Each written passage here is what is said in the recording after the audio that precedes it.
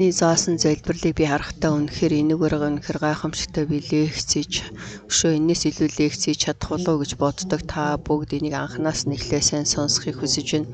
За 259 жинхэнэ итгэл хичээлийн минь цаг. Тэгэхээр энд бол эзний заасан залбирал болоод сарын өмнөөс эхэлсэн байгаа хэдэн. Тэгэхээр энэ бол жинхэнэ миний итгэлийн амьдрал ямар нөлөөтэй байна гэдгийг сайн мэдэх хэрэгтэй. Мөн сорилттой ял гэсэн сэдвээр эзний ивэлийг та бүгдтэй хуваалцаж байна. Тэнгэрт байгаа бидний эцэг минь гэд эхлээд тагээд таны хүсэл тэнгэрчхээ энэ газарт биелэгдэх бол тухай. Энэ үгийг бол би та бүгдэд маш тодорхой тайлбарласан байгаа. Шээ цаашаа би бол тайлбарлахгүй. Харин өдөр тутмын минь хүнсийг өнөөдөр бидэндээ өгөөч. За энийг бол давтан би та бүгдэд тайлбарлаж байгаа шалтгаан нь энэ бол маш амархнаар эзний заасан залбирлыг хоёр хэсэгт хуваах юм бол эхний хэсэг нь Бурхны хаанчлал, Бурхны нэр, Бурхан болон миний хоорондын харилцааг бол маш тодорхой би та бүгдэд тайлбарлаж үгийг өгсөн байгаа. Харин бидний өнөөдрийн хүнсийг бидэнд өдөр тутмын хүнсийг өгөөч гэдэг маань энд бол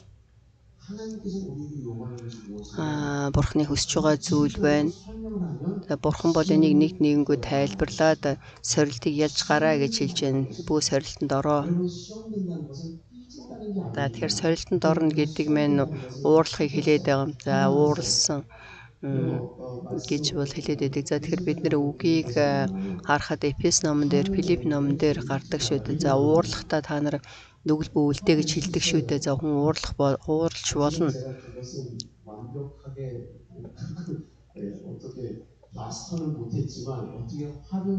За тэгээд уурлахгүй мөртөө яаж гэм нүгэл хийхгүй байх вүлээ. Тэгтэл үгэн дээр бол ууралсан ч бүү гэм нүгэл хий гэж хэлж байна. Харин сорилтонд орно гэдэг тэр шалтгаан маань бол бусдад бол уурсныг хэлж байгаа юм биш ээ. Пастраа би ууралсан. За би сорилтонд орцсон пастраа гэж хэлээд идэг. Сорилтонд орно гэдэг маань би бол мэдрэмжээрээ шархалсан, зөрсдөлөнд шархалсан гэж яриад байдаг. Гэтэ тэр хамаатай. Гэтэ сорилтонд орно гэдэг маань энэ бол маш том асуудал. Энэ бол итгэлийн асуудал. Би итгэгч хүний хувьд миний хувьд сорилтонд орох юм бол миний өнөөдрийн өглөөний үрийн залбирлаар номлосон шиг үншиг хараал гэж байхгүй, хараалын дотор хараал гэдэг маань юу вэ гэхээр үгийг ойлгохгүй, үг харагдахгүй, Бурхны хаанчлал харагдахгүй, Бурхны хүслийг ерөөсөө ойлгохгүй, Бурхны тэр зүрх сэтгэл болоод сэтгэлийг би өөрөө бол ерөөсөө ойлгохгүй, үг харагдахгүй, миний сүнслэг нүдээр харж чадахгүй, сүнслэг чихээр сонсож чадахгүй, Бурхны хүслийг ойлгохгүй. Энэ бол сорилтонд орж байгаа шалтгаан байна шүү дээ. Сорилтонд орно гэдэг маань би итгэлийн амьдралдаа ерөөсөө бүх зүйлөө зогсож байна. Зогсож байгаа учраас үг орж ирэхгүй байна. Үгийн дотор баяр хөөр гэж алга байна. Авралын баяр хөөр гэж алга байна. Давид хаан болохоор итгэлийн баяр баясгалангаар намайг тослооч гэж хэлсэн. Тэгэхээр энэ бидний хувьд бол авралын баясгал дүүрэн байх хэрэгтэй бөгөөд би энэ үгийг сонссон хэрнээс итгэлийн тэр дараачийн шат руу өсөн явах ёстой байдлыг зогсчдаг. Сорилт гэдэг маань юу вэ гэхээр бидний хувьд бол сорилт гэдэг үг маш их сонсдог шүү дээ. Зарим хүмүүс болохоор тэр хүн болохоор бас сорилтонд орчих. Сорилтонд орно гэдэг маань за тийм бол их биш. Тэгэхээр сорилтонд тэгж их ороод байх юм бол амар том асуултанд орно шүү дээ. Харин ууралж байгаа юм уу бусдад тонихыг бол сорилтонд орж ийн гэж битгий хэлээрээ би заримдаа ч гэсэн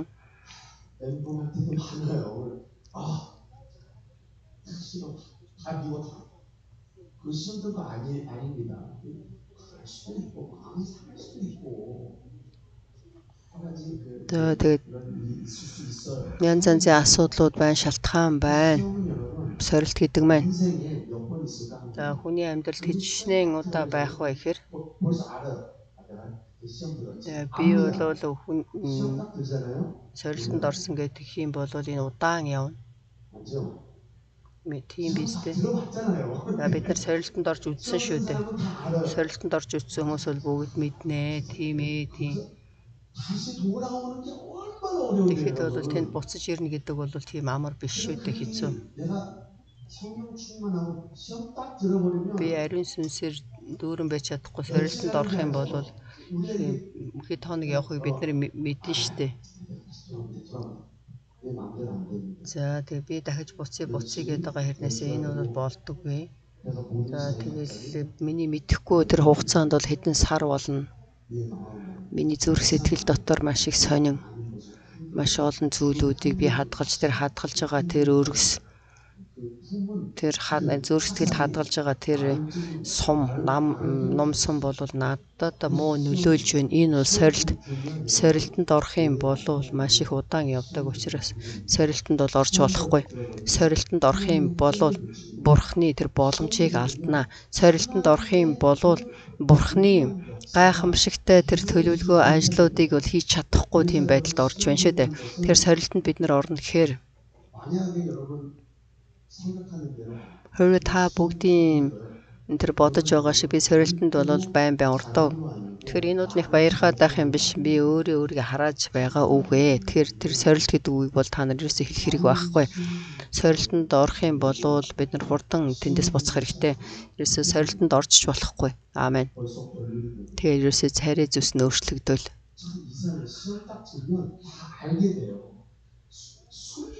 Сорилтонд орох юм бол ерөөсөө тэрний царайнд нийл тодорхой байдаг. Хичнээн инээсэн ч гэсэн тэр царай нь бол цаанаасаа л нэг харанхуй байдаг. Яагаад сорилтонд орсон байгаа учраас. Есүс хэлэхдээ сорилтонд орохгүй тунд залбираа гэж хэлсэн. Эзний заасан залбирал дотор ч гэсэн сорилтонд бүү оруулаач гэж бас хэлдэг шүү дээ. Тэгэхээр бид нар яагаад сорилтонд орвол болохгүй юм бэ гэдгийг та бүгд мэдхүү. Бид нар сорилтонд орох юм бол тэгээ ерөөсөө өргөс шиг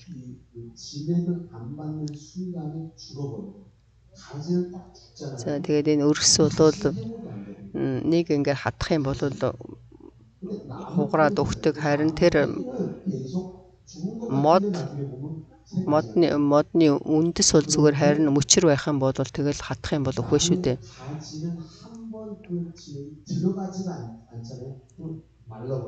Тэгэхээр модны үндэс бол зүгээр харин модны мөчр хуурах юм бол тэр дахиж сэрэх боломжгүй. Яагаад тэр хатаад үхэж байгаа учраас. Иесус хэлэхдээ Иохан номын 15 дээр би бол усан үзэм юм та нар мөчрүүднэ. Тэгэхээр та нар ариун сүнсний үр жимсээр дүүрэн байхгүй, үр жимс гарахгүй байх юм бол Есүс Христийн дотор ямар нэгэн амийг хүч чадлыг үгийг хүлээн авч чадахгүй байх юм бол тэр хоромд юу болох вэ гэхээр тэр хоромд хатаад хатсан мөчрийг болоод эзэн хайчилж галж шатаана гэж хэлсэн. Тэр энэ бол сорилтонд орж байгаа нэг нөхцөл байдлыг хэлж байна. Сорилтонд орно гэнгүүт цаг хугацаа зогсно. Та бүгдийн итгэлийн амьдралын боломж бүгд зогсно. Цаг хугацаа нь яваад байдаг. Би бол үйлчлэгчийн ажлыг 30 жил хийсэн, нэг ч дагалдагч байдгүй. Би 30 жил үйлчлэгч итгэгч хийсэн. Тэгтэл Бурхны өмнө хийсэн зүйл нэг ч зүйл байдгүй. Яагаад сорилтонд орсон учраас. Би бол ариун амьдралаар амьдарсан шүү дээ. Ариун амьдралаар амьдарсан байсан ч гэсэн. Миний хувьд бол буруу зүйл байхгүй байсан ч гэсэн. Сайн би бол амьдарсан ч гэсэн би сорилтонд орох юм бол тэр хормоос эхлээд ямар ч өсөлт байхгүй болно. Өсөлт үр жимс байхгүй.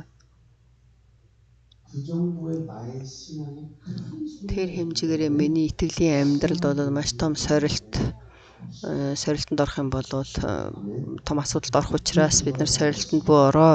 Тийм учраас сорилтонд орохгүй тулд үргэлж залбирчвэ гэж хэлж байна шүү дээ. Тэгэхээр энэ сорилт хаанаас ирж байна вэ гэхээр ерөөсөө хоёр зүйлийг эзэн бол энэ дөр бүр хэлсэн байгаа. За 3 зүйлийг хэлсэн. Нэгт нь өдөр тутмын хүнс гэм нүглийн маань уучлсан хүмүүсийг уучлсан шиг миний өрийг уучлаач.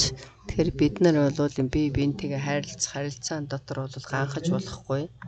Харин сүүлд нь бодол анхааруулan хэлж байна. Бүр 2 дахин анхааруулan хэлж байна. Сорилтонд буу ороорой. Маш олон хүмүүс энэ материалын зүйлс идэх уух зүйлийн талаар би бол хэд хоногийн туршиж ярьж байна. Энэ эд хөрөнгө болон энэ тал дээр бол хүмүүс бол ерөөсөй завхурдаг. Тэгээд энэ дээрээс болоод сорилтонд ороод байдаг. Өдөр тутмын хүнс өдөр тутмын тэр энэтэй холбоотой үгийг би та бүгдэд хэлье. Энэ бол ерөөсөө онцгой 11.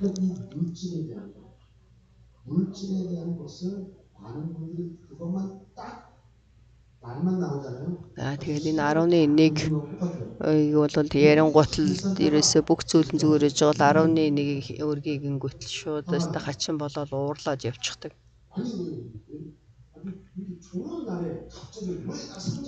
Тэгэхэд энэ сайн өдөр яхаараа миний зан характерыг хатгаад байгаа ингээл. За тэгэл тэр копи намттай тим амттай гэтэл 11-ийг ярингуут л уурлаад ундаг хүмүүс байдаг. За энэ болохоор би номлол сайхан байлээ гэтэл ерөөсөө 11-ийг өргөнгүүт л уурлаад байдаг. Яагаад тэгэхээр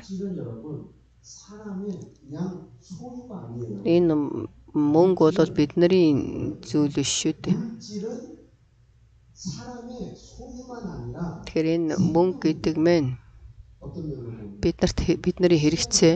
Тэгэхээр энэ бол цаг хугацаа, аймаг маш их хэцүү. Үнэхээр хөлсөө гойжуулан олж байна шүү дээ. Тэгэхээр бидний энэ мөнгө төргийг илүү их гүнзгий харах юм бол энэ бас миний нэр хүнд болох боломжтой. Бид нэр үнэхээр яаж хийвэл юу хийвэл би мөнгө олох уу? Тэгэхээр энэ би өөрийгөө энэгээр харуулж байгаа учраас тэр мөнгө төрийн тал дээр ярих юм бол итгэлийн амьдрал дотор сорилтонд орол нэлээд том сорилтонд орол үг бол орохгүй. 11 тэгэл 11 тэгэл Бурхан яагаад энийг хүсээд байна? Энэ за тэгэл энэ сүмч шуулган бол мөнгө хураах гад мөнгө олохгүй бол 11 өгөөч гээд байгаа мó гэл янз янзын юм яриад мөнгөч 10-ныхаа нэгийг өргөхгүй байдаг. Бид нар эндээс мэдэх ёстой зүйл байна. Бид нар там руу явах уу? Тэгэхээр бид нар бол там руу явж байсан гим нүгэлтэй хүмүүс байсан шүү дээ. Тэгэхээр би өөрийгөө хинч намайг аврах боломжгүй. Би бол гим нүгэлтэн байсан. Харин Бурхан Есүс Христийг илгээж энэ гим нүглээс биднийг аварсан шүү дээ. Гим нүглээс тамаас муу сүнснээс бид нарыг бол аварсан. Амен.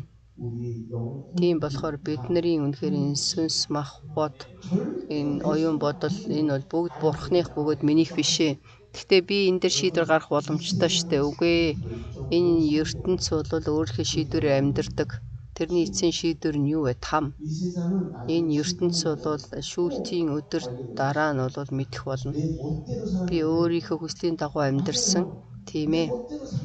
Би өөрийнхөө хүслийн дагуу амьдрах боломжтой. Гэхдээ би өөрийнхөө хүслийн дагуу амьдрснараа юу болсон бэ гэхээр мөхөл болон завхрал байна шүү дээ.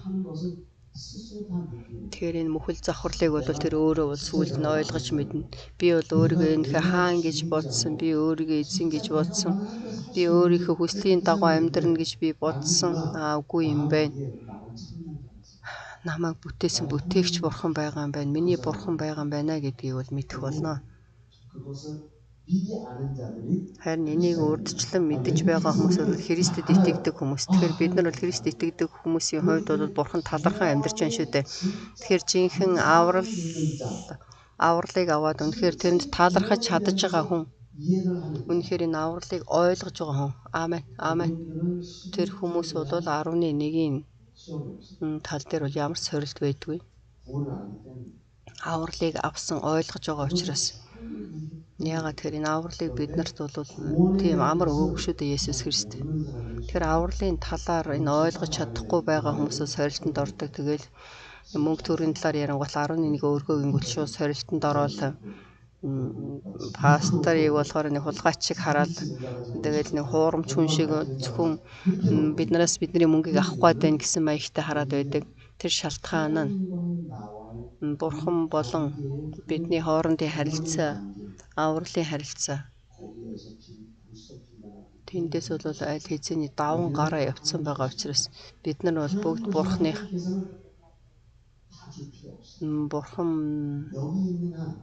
биднэрт бол бүгдийг өгөх хэрэг байхгүй. Бурханд бид нар бүгдийг өгөх хэрэг байхгүй. Гэхдээ 10-ынхаа 1-ийг чи Бурханд өргөө гэж хэлж байна шүү дээ. 10-ны 1-ээ өргөж байгаа шалтгаан нь юу вэ гэхээр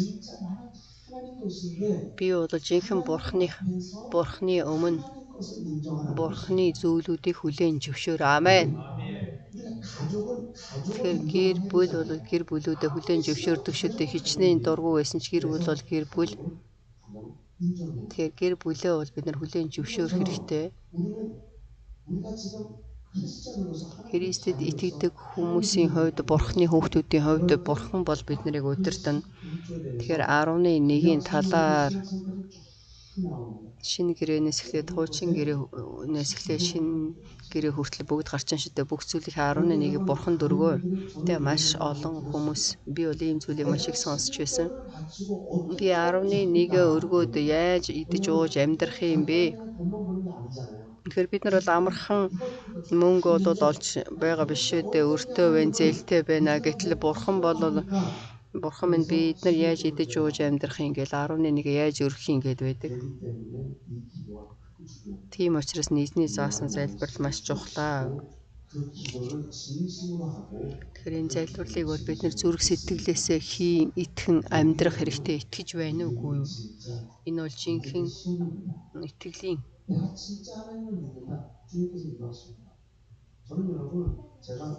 би энэ 10-ны 1-ийн талаар би бол бүр хүүхэд байхдаа сурсан. Би бол ерөөсөө дээд сургууль сурж байхдаа улсаас би бол тэр 10-ны 1-ийг авч байсан. Гэхдээ 10-ны 1 болон бэлэг төвний 10-ны 1-ийг бол би Бурханд өргөдөг. Тэрийг хийж өргөх хэрэгтэй. Тэгэхээр би 10-ны 1-ээ болоод би яг авсныхаа 10-ны 1-ийг өргөхөөс илүүгээр би улам илүү өгдөг.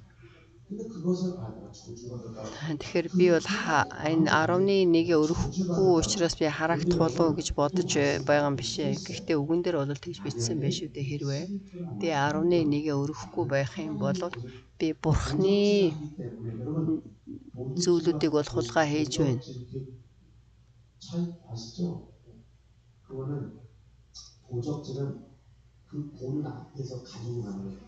Тэгэхээр тэр Бурханы өмнө харж байхад нь аваа явж байна. Тэгэхээр чи миний зүйлийг чи аваад явж байна шүү дээ гэж хэлж байна. Тэгэхээр 10-ны 1-ийг өргөснөөр тэр хэмжээгээр надад буцаж ирж байгаа зүйлүүд байна. Энэ ертөнцийн ажлуудын талаар харах юм бол за ихэнх хүмүүс ингэж яриад байдаг. 10-ны 1-ийг өгөхгүй байх юм бол мөнхийн улс руу явахгүй мүү гэж яриад байдаг. Тэгэхээр мөнхийн улс гэдэг нь бид нар Есүс Христэд итгэснээрээ аврал авснараа мөнхийн улс руу явна. Гэхдээ 10-ны 1-ийг өргөхгүй байлаа гэд мөнхийн улс руу явахгүй биш л дээ. Тийм учраас эрх чөлөөтэй гэл үгүй тийм биш. Тэр шалтгаан нь юу вэ гэхээр миний итгэлийн амьдрал энд бол зогсноо. Бурханы өмнө Бурханы зүйлүүдийг өгөхгүй итгэлийн амьдралаар амьдрах юм болов хичнээн бэлхэм дүүрэн амьдралаар амьдрсан ч бол түүнийг бол хүлээн зөвшөөрөхгүй итгэлийн амьдралаар амьдрна. Амен, амен. Тийм болохоор бид нар 10-ны 1-ийг бол заавал өргөх хэрэгтэй. Ямар ч тохиолдолд амен.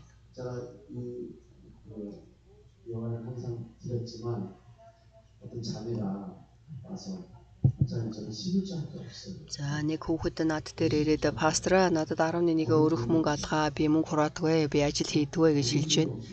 Тэгэхээр чи яаж энэ мөнгө байхгүй мал идэж ууж амьдрдгийг? Гэхдээ ээж аав нь бол маш их баян чинлэдэг хүмүүс.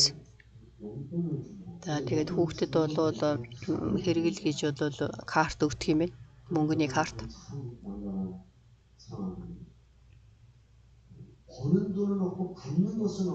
За тэгээд бодитор гар дээр авсан мөнгө байхгүй. За тэгээ би бол чи нэг сард хэдэн төгрөг хэрэгэлдэм бэ гэтэл 7-8 сая хэрэгэлдэг гэж байна. Тэгэхээр чи 7-8 сая хэрэгжилж байгаа хэрээр 10.1 өргөө гэсэн. Гэтэл би бол ерөөсөө тэр хүүхдийн нүднээс тэр сорилтонд орж байгааг шууд харсан. Нүд нь бол сонирн болол явцсан. Шууд сорилтонд ороод нүднийг харцсан өөрчлөлтөө явчихсан. Яаж тэгж хэлж чадаж байна гэсэн. Тэгэхээр энэ бол миний үг биш ээ. За миний хувьд ч гэсэн энэ номлыг ярихад бол хэцүү. Би бас энэ зүйл дээр ярихгүй байхыг хүсэж байна. Гэхдээ энэ минийх байсан бол бүгдийг аваад юу гэж хэлхийг хүсэж байна. Гэхдээ энэ бол минийх биш шүү дээ. Бурхных учраас. Бурхныхыг бол бурхны зүйлийг би бол бусдад чи тэг ингэж бол хэлэх зүйл бол байхгүй. Хэлэх боломжгүй. Яагаад тэгэхээр заавал бид нар хийх ёстой зүйлээ бурхны өмнө хийх ёстой. Тэгэхээр өдөр тутам энэ хүнсийг өнөөдөр бидэнд өгөөч. Тэгэхээр энэ дээр бол тэгэлж сорилтонд орж байгаа хүмүүс маш их байдаг. Өргөдөггүй бурханд ерөөсө зүрх сэтгэлээсээ өргөдөггүй. Жинхэнэ бол өөрчлөөл ингэж тэгэл толгоогоо ажилуулад яавал 11 өрөхгүй байх уу гэл ерөөсө эцээ хүртэл өргөдөггүй итгэгч нар байдаг. Тийм хүмүүс бол бурхны өмнө ивэл ерөөл авах боломжгүй. Тийм хүмүүс бурхан юу даадах вэ? Үнэхээр түүнд бурхны улсыг өргөх үү? Сүнснүүдийг даадах уу? Юуг даадах уу? Бурхан би маш агуу зүйлийг хийхийг хүсэж байна. Үнэхээр итгэдэг хүн. Үнэхээр итгэдэг миний хүү охин байв сайн байна. Тэнд бол сорилт байна. Тэгэхээр энийг бол песхий гэтэл энэ дээр бол тэгэлчэд байдаг. Өдөр тутмын хүнсий минь та бидэндээ өгөөч. Тэгэхээр бид нар энэ тэгэлж унаад байгаа бурхныг бол Үчин гэрэн дээр бид нар ийм үгийг хардаг. За дээрээс тэнгэрээс манна Израилийн ард түмэн 40 жилийн туршид тэр цүйлд амьдарч байхдаа дээрээс бол бурхан маннагаар хоололсон. Тэр манна гэдэг маань маш их орж байгаа юм биш. Зарим хүмүүс болохоор зүгээр л нэг талхууж ирсэн гэж яриад байдаг.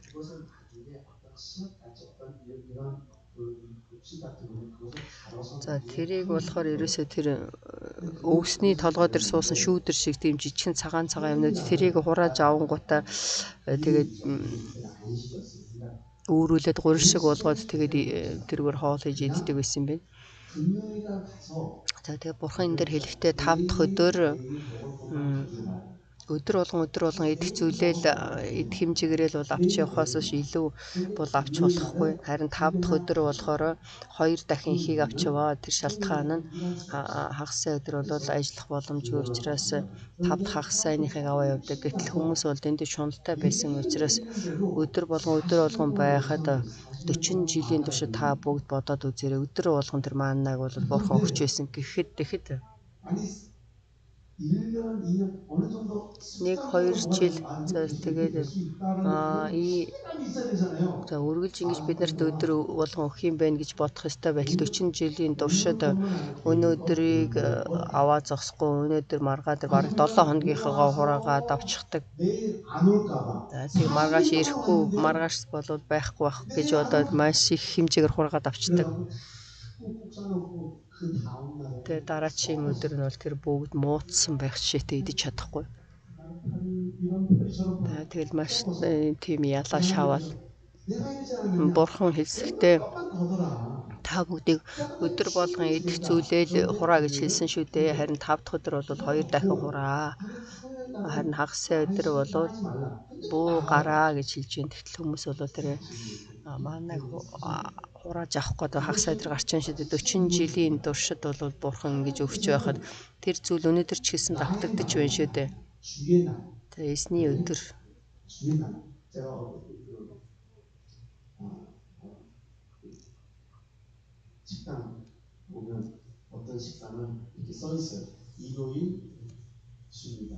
зарим хоолны газар болохоор бүтэн сая өдөр амарна.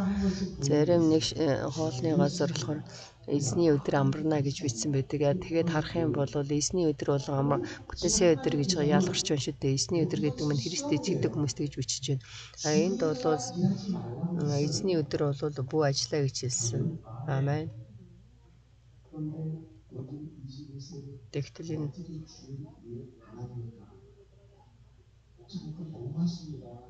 21-р зуунд бол яаж эзний өдөр ажиллахгүй байх юм бэ? За тэгэл бүгдээр бол арид эндийн пасторч эндийн ахлагч нарт тийм үү?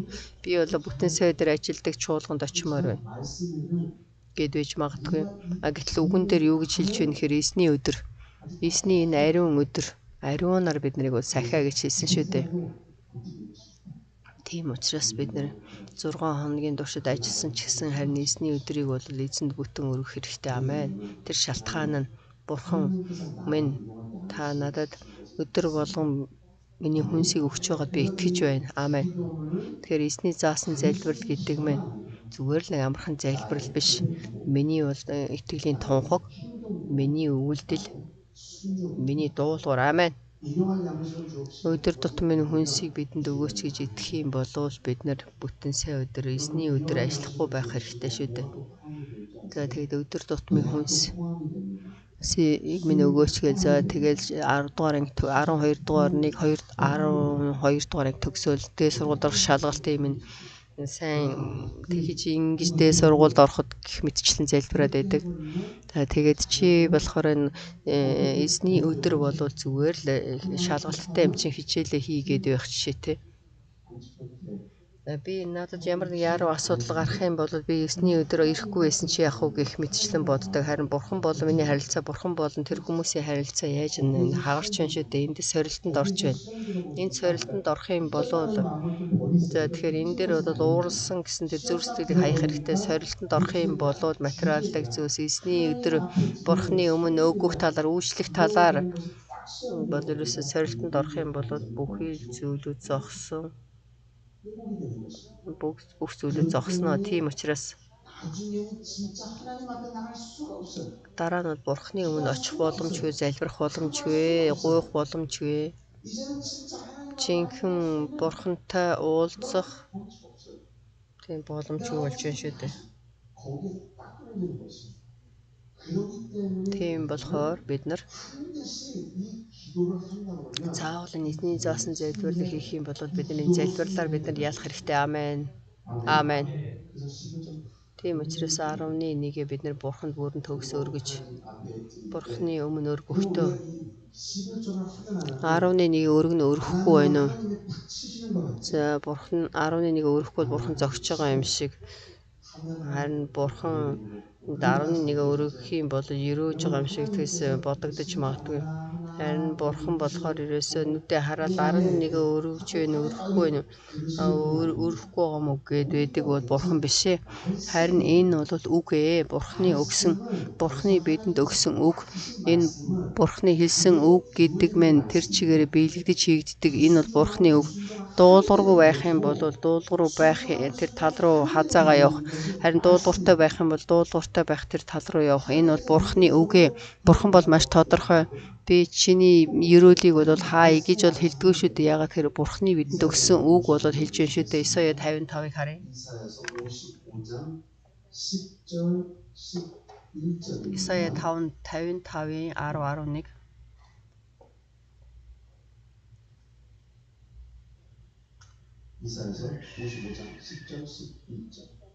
Исая 55-ын 10-11-ийг уншъя.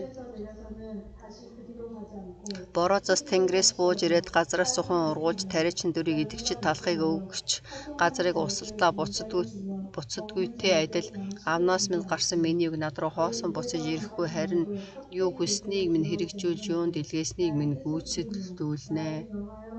Амен. Амен. Бурханы үг болов энэ дээр юу шин илгээс юунд илгээснийг минь гүйцэтгүүлнэ харин юу хүсснийг минь. За энэ дээр бол энэ үг бол өөрийн гэсэн цан характер байна. Тэр юу вэ гэхээр энэ үг бол заавал хийгдэх хэрэгтэй. Хийгдэж байгаа үг. Хийгдэж байгаа, хийгдэхгүй байгаа гэхээр эзэн би чамайг шүүхгүй миний үг чамайг шүүнэ гэж хэлсэн. Тэгэхээр энэ үг биелэгдэх үг учраас би 11-ийг өргөх юм бол тэр хэмжээгээрээ Бурханы тэр гайхамшигтай ажил үг бол аль хэзээний миний дотор бол хийгдсэн шүү дээ. Хэрвээ би 11-ээ өрөхгүй байх юм бол тэр хэмжээгээрээ бол мөн л хийгдэхгүй тал дээр бол бас ажиллаж байна. Ягаад энэ бурхны үг учраас тэр энэ бол аимшигтай, гайхамшигтай бөгөөд аимшигтай. Тэгэхээр би энэ бурхны үг үл тоох юм болвол би өөрийгөө энэ үг бол намайг хамгаалах боломжтой. Гэтэл намайг бол өшөө илүүр гулгуулах, өшөө илүү бол төөрөгдлийн байдалд оруулж болно. Тэгэхээр энэ үгэнд бид нар дуулууртай байх хэрэгтэй гэдгийг хэлж байна. Харин би энийг харахтаа үг бол энэ бурхны бидэнд хэлсэн үг байгаа. Би энэ үгэнд дуулууртай байх юм бол энэ үг бол үнэхээр хоёр талтай эрттэй илт шиг хөдөлдөг, хөдөлгөөнтэй байдаг шүү дээ. Тэгэхээр би дуулууртай бөгөөд бат итгэлтэй байх хэрэгтэй. Миний зүрх сэтгэл дотор тэр хормоос эхлээд би дуулууртай байх юм чинь мэдээж бурхны өмнө бол тийм гал халуун зүрх сэтгэл бат итгэлтэй зүрх итгэлтэй байх хэрэгтэй. Тэгэхээр үг бол ажиллаж байгаа учраас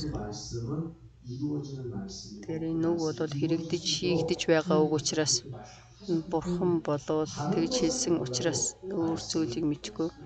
Бурханы үгэнд бол тийм зан характер гэж байна. Тэгэхээр бид нар энэ залбирлыг хэлэхдээ за өдөр тутам минь хүнсийг өнөөдөр бидэндээ өгөөч. Тэгээд энэ хүнсний талаар залбирч байгаа хүн би хэд хоногийн талаар та бүгдэд хэлж байна. Энэ бол зүгээр нэг амархан бидний өдөр тутам хүнсийг өнөөдөр бидэнд өгөөч гэж хэлж байгаа нэг юм биш ээ. Тэр залбирлыг би хэлээд би тэрэнд итгэх юм бол тэр залбирлын үг бол эзний үнний үг, эзний бидэнд өгсөн тэр үг шүү дээ. Тийм болоод миний бүхий л итгэлийн амьдрал дотор энэ эзний заасан залбирлыг тунхаглан эзний заасан залбирал дотор итгэлийн амьдралаар амьдарч бурхны өмнө итгэлээ харуулах хэрэгтэй. Тэр итгэлээ харуулсан залбирлаа. Амен. Тийм болохоор бид нар үнэхээр өдөр тутам минь хүнсийг бидэнд өгөөч гэж амархнаар хэлэх биш. Харин эзний өдөр бид нар хүндэтгэл мөргөл өргөөд зогсохгүй. Эзний өдөр зөвхөн ирж байгаа хүмүүс болон 3 дахь 5 дахад ирж байгаа өөрийн залбирлаар ирж байгаа хүмүүс бүр онцгойгоор харж байгаа. Энийг бол ялгаж харж байна гэж хэлж байгаа юм бишээ. Тэр хэмжээгээрээ үнэхээр бурхны өмнө би бурхны өмнө үнэхээр итгэлээ харуулж байгаа учраас тэр дуулуур бурхны болоод тэр бурхан бол газар унгаахгүй хүлээн авч байгаа шүү дээ. Амен. Тэгэхээр та бүгдийн хүндэтгэл мөргөл, та бүгдийн үйлчлэл тэр цагийг бурханд нээснээрээ хол байгаа тэр чадахгүй байгаа хүмүүс интернетээр орж ирж байна. Тэр цагийг барин орж ирэх бол бодоход тийм амар биш шүү дээ. Гэхдээ л энэ цагийг тааруулан орж ирэх хэрэгтэй. Энд ч гэсэн Оросд, Монголд ч гэсэн орж ирж сонсож байгаа хүмүүс маш их байна. Хятад ч гэсэн байна. Тэгэхээр бүгдээрээ хамт цуглаад энэ хүндэтгэл мөргөл өргөж байгаа шалтгаан гэдэг маань энэ болов үнэхээр энийг амаараа хийж байгаа юм чинь хийж үлдэж байна. Бурхны эзний заасан залбирлыг бурхан бол бидний амьдрал дээр гайхамшигтай ажиллана. Энэ сүм чуулганд бол гайхамшигтайгаар хийгдэнэ гэдгийг бол бидний итгэлийн амьдрал гэж болох хэрэгтэй. Жинхэнэ бидний өдөр тутмын хүнснийхээ төлөө залбирдаг болвол ямар нэг ажлын төлөө, аль эсвэл нэг сургуульд орохын төлөө, аль эсвэл ямар нэгэн ажил хийхин төлөө эзнийг үл тоож, хүндэтгэл мөрөглийг үл тоож, бурханд үйлчлэхгүй байж тэгээ ертөнцийг дагаж явхаар тэр ажлууд бол байхгүй байсан сүм чуулган итгэгч нар байхыг хүсэж байна.